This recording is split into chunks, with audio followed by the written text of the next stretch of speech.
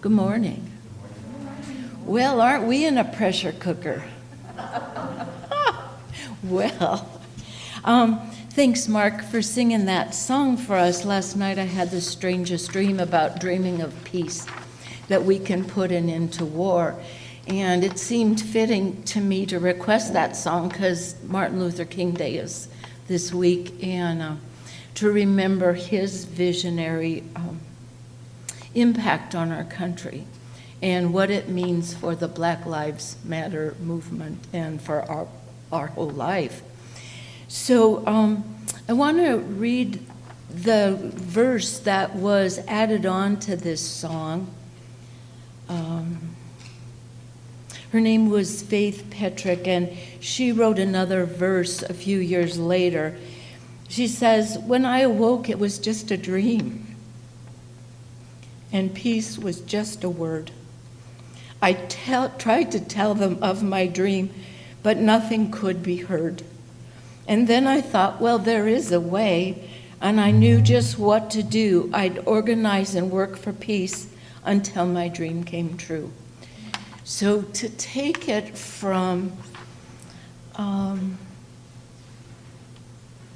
the dream of what our forefathers had of what the United States would be.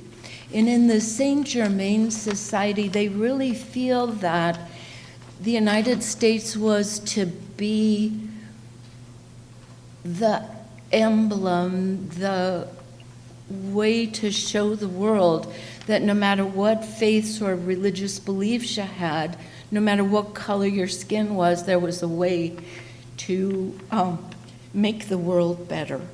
So that's one of the biggest tenets of the Saint Germain Society. And so I got to really thinking this week, because it's been such a pressure cooker nationally and emotionally, and about some just basic astrology that's going down right now, in that the United States is coming up with its anniversary of what's called its birthday, its natal birthday of the United States, and which is the Declaration of Independence, of this declaration to spiritual equality. And Pluto is this great big sign that shines a light on anything that's not right with our dream. And so needless to say, it's up. Everything's up. In spades, I think you could call it. So it won't be exact until next year around this time in February. And so the astrologers are looking at these 4 years, meaning we've roughly come through 1 year, and we have 3 more years of unfoldment about what's not right with the American dream, where we've fallen short, where we've not supported it, where we've personally and collectively so-called missed the mark. So we're in a marathon. This isn't a sprint we're doing. To really clarify and go with the dream of America, which is to show the world and make a foundation of spiritual equality for the planet. So we're a long way off. So on a personal level, it's really challenging how we use our personal power, how we use our words to explain. Do our words create divisiveness, or do they create healing? It's all showing a personal on our individualism about, are we committed to authenticity, that's a big word, authenticity of deciding to be a spiritual being here in a physical form. And so it's a time for self-examination and really honesty about how do we use our energy, how do we project, how do we use our words to either incite fear or peace. What are we doing personally with this? And big. And then of course we got a coronavirus. Isn't this great? Okay. One person that I listen to a lot on the internet from the Era of Peace, Patricia Coble Estes, she says this is a spiritual timeout globally, and that we got to decide how we're going to be here. And that, no, it's not going to let up until we can get some hatred to come down, because esoterically, her belief system says that viruses are about hatred or about intolerance. And so she's saying that spiritually, we have to choose spiritually to be better or to be bitter. And I think there's lots of challenges lately that it's easy to slide into bitterness and into sarcasm and into fear, basically. And so, interesting times and a lot of pressure. There's a man named John Tesh, and I just want to read you a little quote from him to keep this train of thought going. He says, "Grapes must be crushed to make the wine. Diamonds form under pressure. Olives are pressed to release oil, and seeds grow in darkness.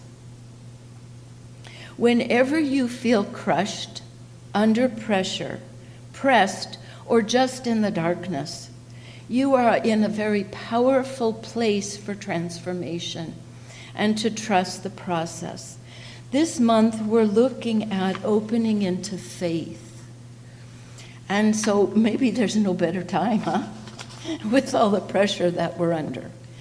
And that we know, just because these problems that we're facing are so long stemmed in our culture and in the world, that it's going to take some real spiritual warriors, spiritual, not religious, to hold the vision, hold the dream that there can be peace about this, that there really can be a spiritual equality, the age of Aquarius opening up on the planet. Sadhguru says, "Do not try to fix whatever comes your way in life. Fix yourself in such a way that whatever comes, you will be fine." Fix yourself.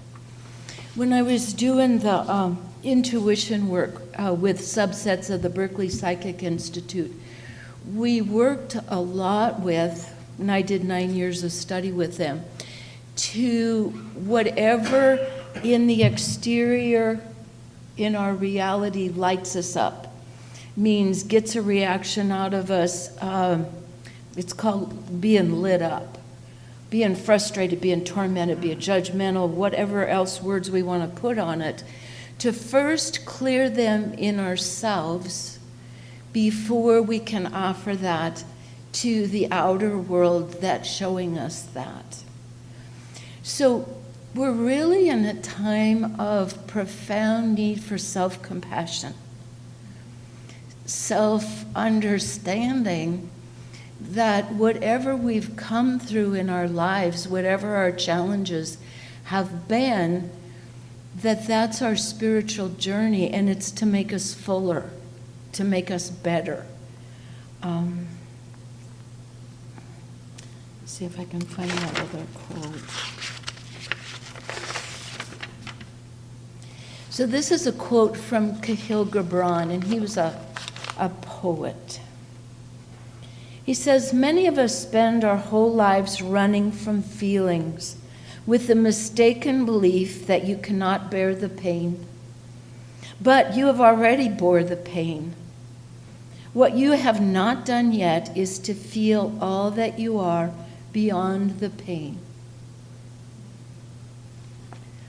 And I'm going to read that one again because I just really love it. "Many of us spend our whole lives running from our feelings with the mistaken belief that you cannot bear the pain. But you have already borne the pain. What you have not done is feel all that you are beyond the pain."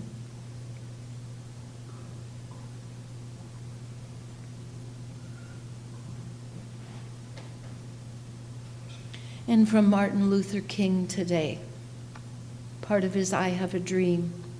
Darkness cannot drive out darkness. Only light can do that. Hatred cannot drive out hate.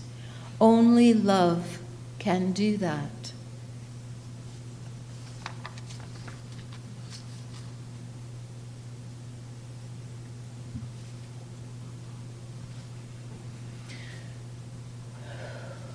So this week was especially intense for me, not only because of plague and because of the challenges we're facing as a nation with having a new president come in and a new, and the riots and things that have been going on. But I lost a personal friend this week. He died of COVID at community hospital Friday night. So he was a really dear, sweet person to me for my undergraduate years, and we dated over 15 years off and on. And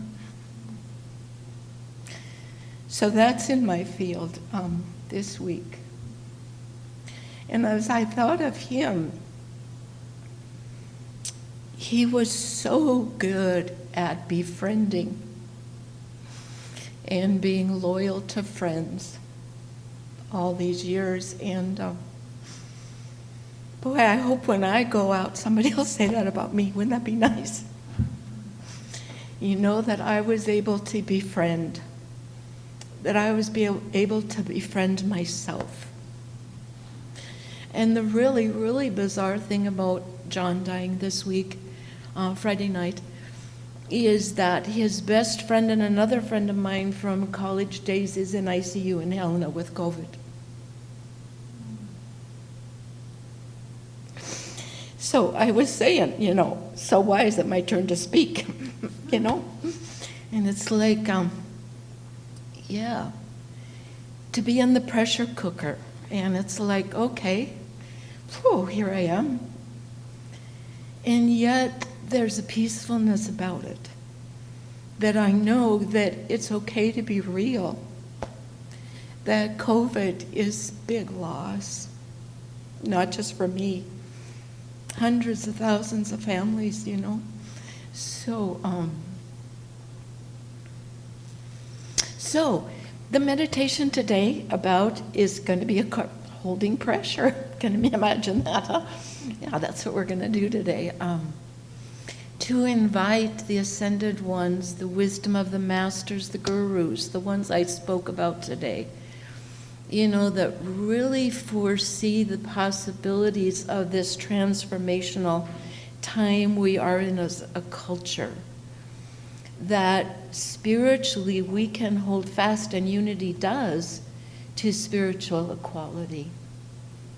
And to open to faith means somehow we have to let that compassion in, that it's not a separate thing from ourselves, that it's right here, it's in the present, and that we can keep creating it.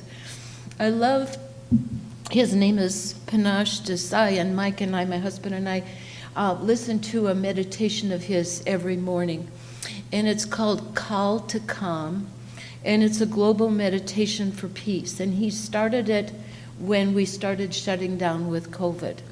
And he's been doing it for 300 plus days now, every day. And worldwide, there's over 17,000 people doing this meditation for peace and calm. And he's really been working with us the last week or so about taking this home personally. And to not pretend that we're not scared, and to not pretend that we're disillusioned and that we're not struggling, and to be willing spiritually to allow the divine source to touch that. And of course, he uses the concept of breathing it in. And I really like the concept that God's breathing me, that the life force, the oxygen that I need, this source, is breathing me. And is what I need, it's breathing me.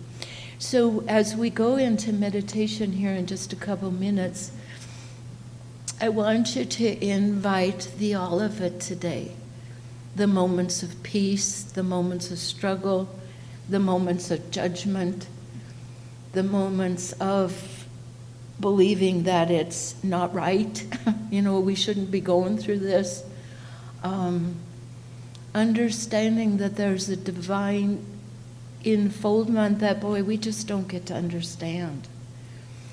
And that the more we can cooperate and invite it in, it's that felt sense, it's that knowingness that we're opening to faith. That there's a process here much, much bigger than we are. And that every time we meditate, every time we deliberately choose to monitor our words, our fear reactions, every time we console a friend on the phone, that we are opening to faith, that this spirit, this all-inclusive love source is forever breathing us. So I'd like us to invite us into meditation today, because I'd like to spend a little more time with that, since needless to say we're in the pressure cooker. So get comfortable.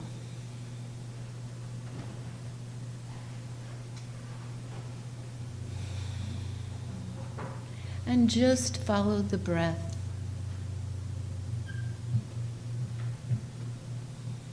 Don't do anything special with it, just watch it.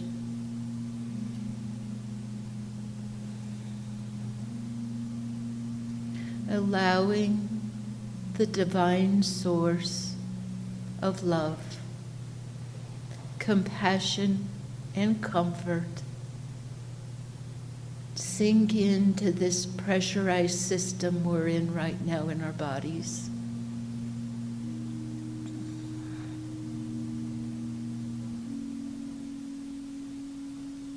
And let it, to the best of your ability, be the all of it. The shock of the last week or so, the struggles, the moments of peace, the moments of desperation,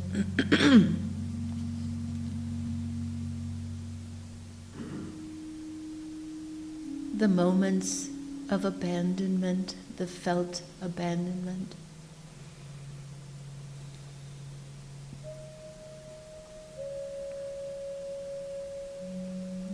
Releasing the best we can into the breath any judgments that we can't handle what's going on right now.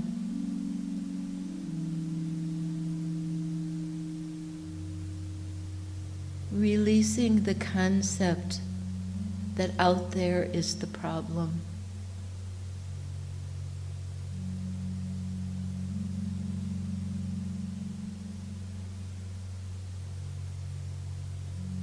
Opening to faith.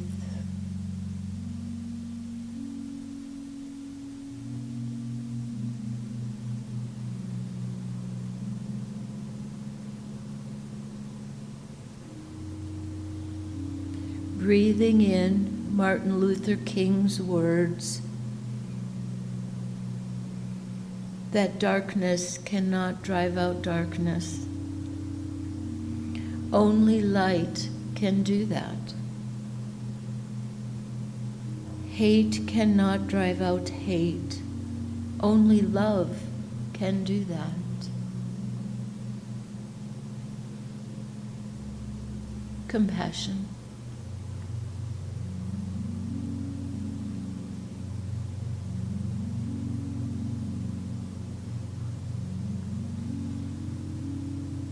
And we ask today to join not only the millions of people in the United States praying for peace this week, but we're joining the global prayers that wants the United States to succeed. We ask our guides, our ascended masters, whatever names we have for the angelic beings, to support us in all of our mixed up feelings.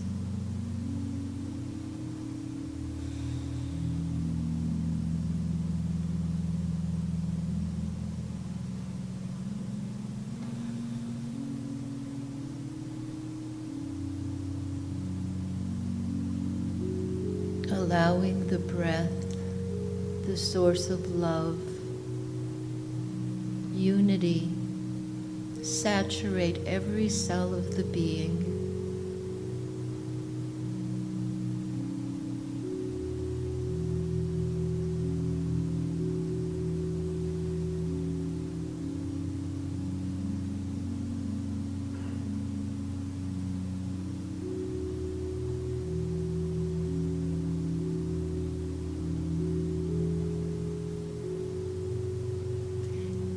Inviting to and opening the divine wisdom that we're exactly who we're supposed to be.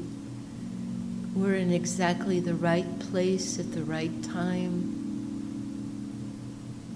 And that we're not alone in it. We have each other.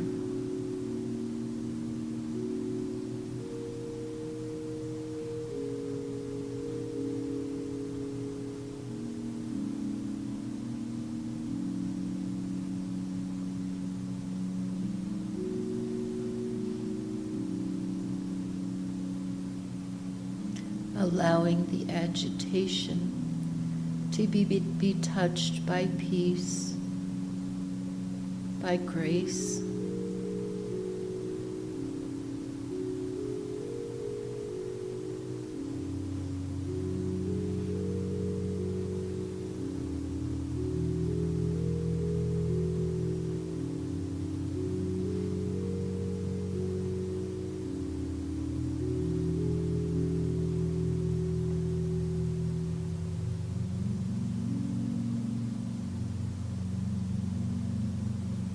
Opening your heart.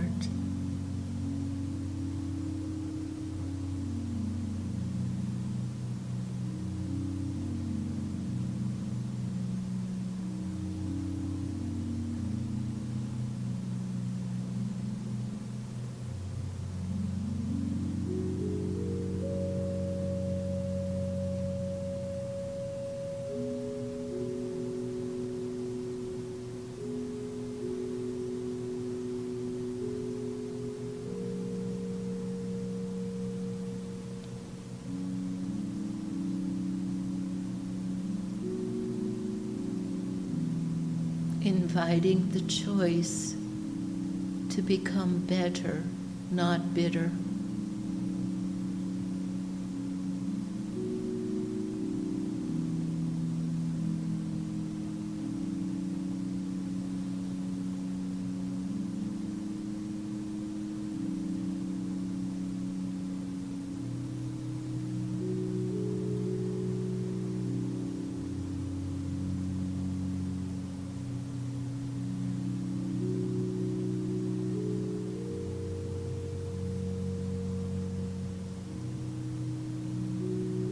And see this divine source of grace, love, protection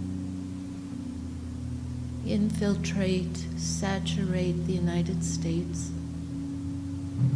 all the capitals, especially Washington, D.C.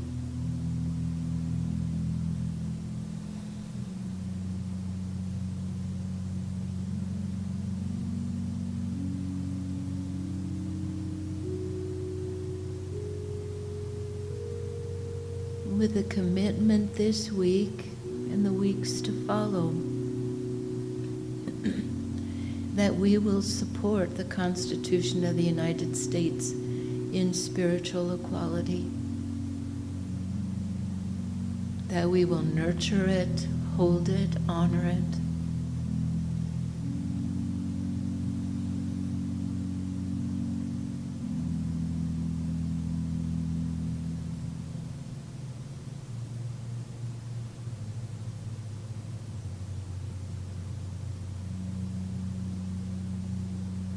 and feel the gratitude.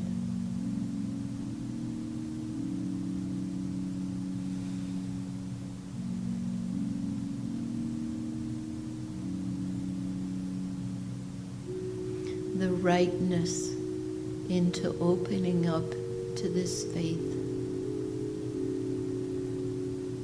that our thoughts do create, and that it matters what we individually and collectively do.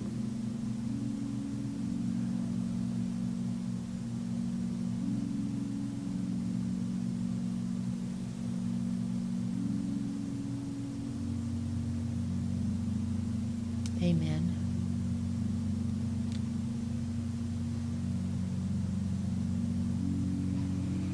And now gently make your way back to the room here, or back to consciousness on your couch.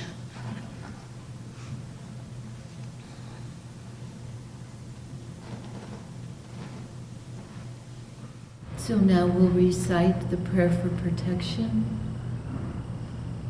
The light of God surrounds us. The love of God enfolds us. The power of God protects us. And the presence of God watches over us. Wherever we are, God is, and all is well.